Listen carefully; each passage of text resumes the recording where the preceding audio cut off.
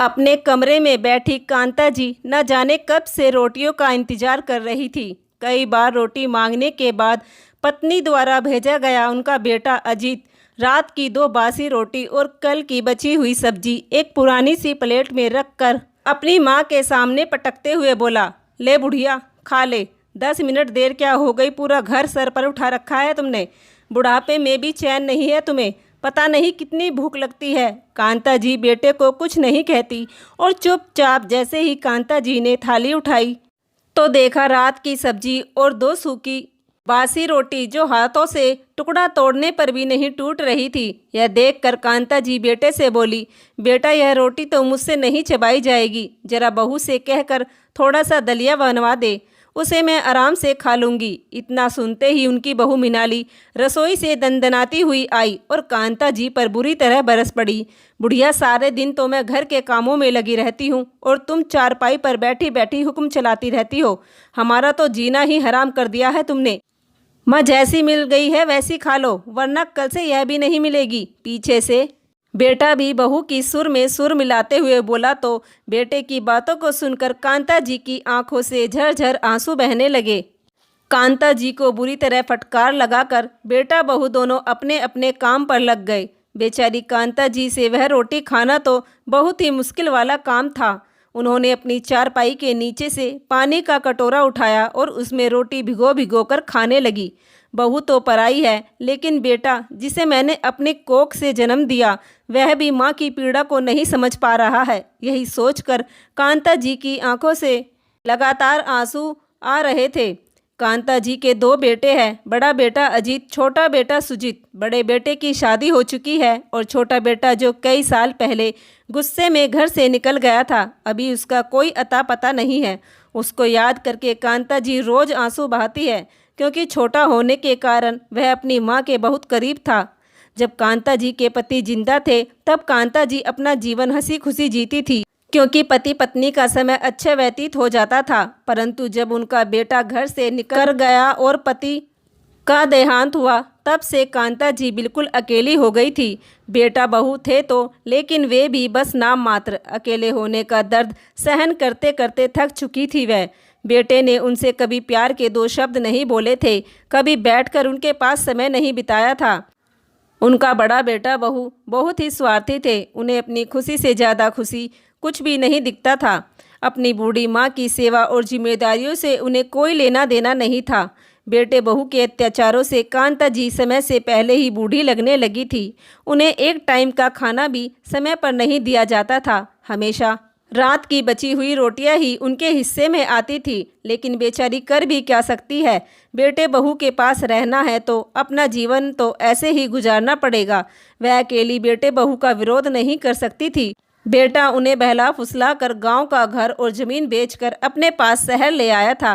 कांता जी गांव का घर बेचने के लिए बिल्कुल भी तैयार नहीं थी, क्योंकि इस घर में वह दुल्हन बनकर आई थी। अपने पति के साथ अच्छे पल व्यतीत किए, अपने बच्चों के साथ मीठी यादें जी, तो उस घर को बेचने का सोचती भी नहीं थी। लेकिन उस समय बेटे बहू ने न जाने कांता जी को शहर आने की क्या घुट्टी पिलाई की। कांता जी ने घर और प्रॉपर्टी के कागजात पर साइन कर दिए और पैसे भी सब बेटे बहू ने अपने पास रख लिए।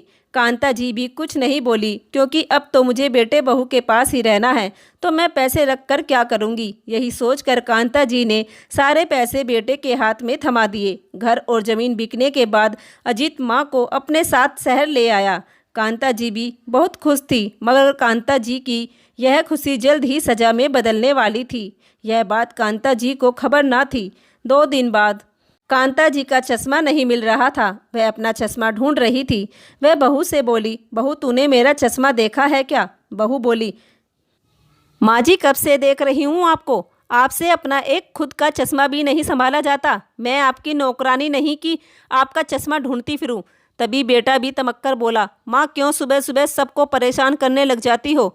मिनाली तुम्हारी नौकरानी नहीं है कि हर समय तुम्हारे सामान के आगे पीछे रहेगी। अपनी चीज़ खुद संभाल कर रखो, मुझे और मेरी पत्नी को मत परेशान करा करो। कांता जी बेटे बहू के बर्ताव से आहत होकर एक जगह बैठ गई।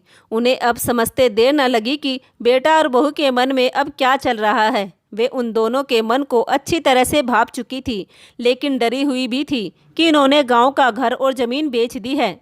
अब यहाँ के सिवा और कहीं ठिकाना भी तो नहीं है, यही सोचकर घबराने लगी। बेटा और बहू तो शहर में उन्हें बस नौकरानी बनाकर लाए थे। मीनाली ने अपनी सास पर घर का काम लेना शुरू कर दिया।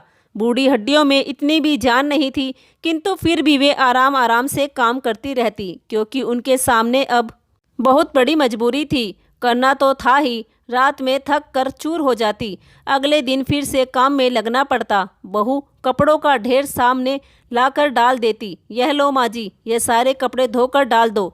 कांता जी कुछ कहती, तभी बहू ने उनकी तरफ काली पीली आंखें निकालने लगी। कांता जी कुछ नहीं बोली और चुपचाप कपड़े धोकर सुखा देती है। अगले दिन बहू कपड़ों पर प्रेस कर रही थी। कांता जी को बहुत तेज बुखार हो रहा था। वह बहू के पास दवा लेने गई। बहू पूरा बदन बुखार से कांप रहा है। एक बार मुझे दवाई दिला दे, मुझसे काम भी नहीं हो पा रहा है। बुढ़िया, अब हल्के फुल्के बुखार में भी तुझे डॉक्टर के पास लेकर जाऊं क्या? पैसों का पेड़ नहीं लगा है। कांता जी को बुखार के मारे शरीर कांप रहा था, चक्कर भी आ रहे थे।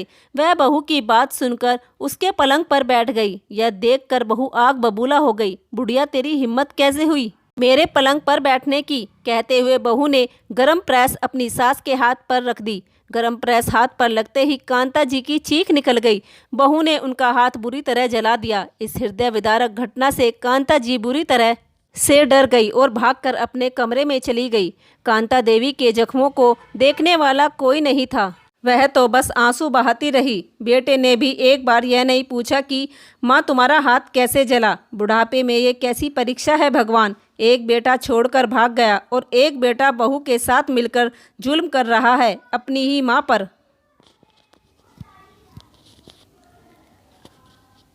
मेरा घर भी नहीं रहा, मैं कहाँ जाऊँ? रोते रोते पूरा दिन बीत गया। शाम हो गई। किसी ने उनसे खाने पीने को भी नहीं पूछा। रात का वक्त हुआ और उनकी बूढ़ी आत्मा खाने के लिए तिलमिला रही थी। जब सहन ना हुआ तो रसोई में कुछ ढूंढने लगी। जब कुछ ना मिला तो फ्रिज में दूध लेने घुसी तो दूध का भिगोना निकला तो वो उनके हाथों से छूटकर नीचे गिर गया। बर्तन गिरने की आवाज़ से बेटा और बहू दौड़े रसोई में आ गए। दूध का भिगोना नीचे पड़ा हुआ देखा तो दोनों जल भुन गए। बेटा और बहू फिर से उन पर मारने को चढ़ गए तो कांता जी ने जमीन पर बैठ बेटे बहू के आगे सर को झुकाते हुए दोनों हाथ जोड़ लिए। बहू उनका हाथ कसकर पकड़ते हुए बोली, किसने कहा था रसोई में आने के लिए? इतना नुकसान कर दिया, अब देख क्या रही है मेरी तरफ? साफ कर इसे। सुबह की घटना शायद तुम्हारे याद नहीं है। इतना सुनते ही कांता जी बुरी तरह सहम गई और जल्दी से फर्श साफ करने लगी। बेटा बहू दोनों वहां से चले गए। बड़ी मुश्किल से कांता जी कमर पर हाथ रखकर अपने दर्द को सहते हुए उठी और अपने कमरे में आ गई, जहां उनकी एक छोटी सी चारपाई पड़ी थी। एक तो भूख का दर्द, ऊपर से बहू की मार का दर्द उनसे सहन नहीं हो रहा था। उनकी आंखों से झरझर आंसू बह रहे थे, पर उनके आंसू देखने वाला कोई नहीं था। अगला दिन हो गया। सुबह को कांता जी की आंख नहीं खुली। तभी बहू कांता जी पर चिल्लाकर, कब तक सोती रहोगी महारानी? चल फटाफट उठ और उठकर काम कर। खाने को भी तभी मिलेगा जब काम करेगी। कांता जी जल्दी से उठकर काम में लग गई। कमजोरी के मारे उन्हें वैसे ही चक्कर आ रहा था, परंतु अगर काम नहीं किया तो उन्हें खाने को नहीं मिलेगा और बहू उनके साथ फिर क्या करेगी वह अच्छे से ही जानती थी। सारा काम खत्म होने के बाद बहू उनको 2 दिन के बासी चावल फ्रिज से निकाल कर देती है। कांता जी भूख से इतनी तड़फ रही थी कि वह बासी और खराब चावल ऐसे खा गई जैसे बरसों की भूखी हो। खाते खाते उनकी आंखों में आंसू आ रहे थे। एक समय था जब वह अपने घर पता नहीं कितने भूखे लोगों को खाना खिला दिया करती थी, और आज उनकी यह हालत हो गई कि 2 रोटी के लिए भी मोहताज हो गई। उनके दिल से बस यही आह निकलती है, हे भगवान, यह दिन किसी दुश्मन को भी ना दिखाना। अगले दिन बेटे बहू ने कांता जी के पैसे का फ्लेट ले लिया और कांता जी को वृद्धाश्रम भेजने का प्लान बना लिया। लेकिन कांता जी उनकी इस ओछी हरकत को समझ चुकी थी। वह बेटे और बहू के आगे हाथ जोड़कर रोने लगी, गिड़गिड़ाने लगी। दोनों बेटा और बहू कांता जी को खचेड़ते हुए वृद्धाश्रम ले जाने लगे। जैसे ही दरवाज़ा खोला, सामने अपने छोटे भाई को खड़ा देख उन्हें अपनी आंखों पर विश्वास नहीं हुआ। वह आंखें फाड़ कर देखता है तो सचमुच उनका छोटा भाई सुजीत सामने खड़ा था। अरे छोटे, तू यहाँ कैसे आ गया? तू तो सब कुछ छोड़कर चला गया था। सुजीत ने उसकी बातों का जवाब ना देते हुए अंदर बढ़ा तो देखा कांता जी ने बहू के पैरों को पकड़ा हुआ था। अपनी माँ की ऐसी हालत देख सुजीत की आंखों में आंसू आ गए। उसे अपने भैया भाभी की हरकतों के बारे में पता चल चुका था। यह सब देखकर उससे बर्दाश्त ना हुआ और उसने एक जोरदार तमाचा अपने भाई के गाल पर रख दिया। थप्पड़ लगते ही अजीत सुजीत पर चिल्लाकर पड़ा, मेरे घर में ही खड़ा होकर मुझ पर ही हाथ उठा रहा है, रुक तुझे तो मैं अभी बताता हूँ। जैसे ही अजीत ने सुजीत पर हाथ उठाना चाहा, तभी सुजीत ने अपने भाई की गिरबान पकड़ उसकी धुनाई कर डाली। यह देखकर उसकी भाभी की आंखें फटी की फटी रह गई। सुजीत ने उसकी इतनी धुनाई की कि दोनों की आंखें फटी की फटी रह गई। मुझे सब सच पता है, कैसे तुमने माँ को बहला फुसलाकर सब कुछ बेच दिया। यहाँ आने से पहले मैं गांव गया था, जहाँ मुझे तुम दोनों की नीच हरकतों के बारे में पता चला। अब जिस तरह से सब कुछ बेचकर पैसा और अपने पास रखा है, वह सारा पैसा और जो फ्लैट तुमने अभी खरीदा है, सब माँ के नाम कर दो, वरना अभी पुलिस को बुलाकर तुम्हारी बैंड बजवा दूंगा। यह सुनते ही बेटे बहू की सिट्टी पिट्टी गुम हो गई। नहीं सुजीत, ऐसा मत करना, हम सब कुछ माँ के नाम कर देंगे, पर पुलिस को कुछ मत बताना। बड़े बेटे ने पुलिस के डर के मारे जो फ्लैट खरीदा था और जो बचे कुचे पैसे थे सब कांता जी के नाम कर दिए। अब उनके पास कुछ भी नहीं बचा था, ना तो पैसे और ना ही घर। छोटा बेटा अपनी माँ को अपने साथ ले जाने लगा तो बड़े बेटे बहू ने कांता जी के पैर पकड़ लिए और उनके आगे गिड़गिड़ाने लगे, माँ हमें माफ़ कर दो, हमें भी अपने साथ ले चलो, हम कहाँ रहेंगे, हमारे पास तो अब कुछ भी नहीं रहा। कहते हुए दोनों उनके पैरों में लेट गए। आज कांता जी के बूढ़े शरीर में ऐसी जान आई कि उन्होंने बेटे बहू में ऐसी लात मारी कि दोनों दूर जाकर पड़े। बेशर्मो, आज तो तुम्हें इस बूढ़ी माँ की याद आ रही है? इतने दिन से तू पत्नी के साथ मिलकर जो अपनी माँ पर अत्याचार कर रहा था, तब तुझे अपनी माँ की याद नहीं आई? मन तो करता है अभी तुम दोनों को पुलिस के हवाले कर दूं, लेकिन नहीं, मैं ऐसा नहीं करूंगी। मैं तो तुम दोनों को दर दर की ठोकरें खाते हुए देखना चाहती हूँ। जो दर्द मैंने सहा, जब वह दर्द तुम दोनों सहोगे तब तुम्हें पता चलेगा एक माँ को सताने का क्या अंजाम होता है। और कांता जी ने बेटे और बहू को माफ़ नहीं किया। कुछ दिन बाद कांता जी ने अपने पैसों से एक छोटा सा घर ले लिया, जिसमें सुजीत और उसकी माँ दोनों रह रहे हैं। सुजीत अपने माँ का बहुत ख्याल रखता है, हर समय माँ की सेवा में लगा रहता है और साथ ही छोटी मोटी जॉब भी करता है, जिससे अपनी और अपनी माँ का गुजारा करता है। कांता जी भी अपने खोए हुए बेटे को पाकर आज बहुत खुश है। दोस्तों, माँ पर अत्याचार करने वाले जुल्मी बेटे बहू को आज उनके किए की सज़ा मिल रही है। दोनों पति पत्नी सड़कों पर भीख मांगते हुए दर बदर भटक रहे हैं। आज उनके पास रहने के लिए छत भी नहीं है।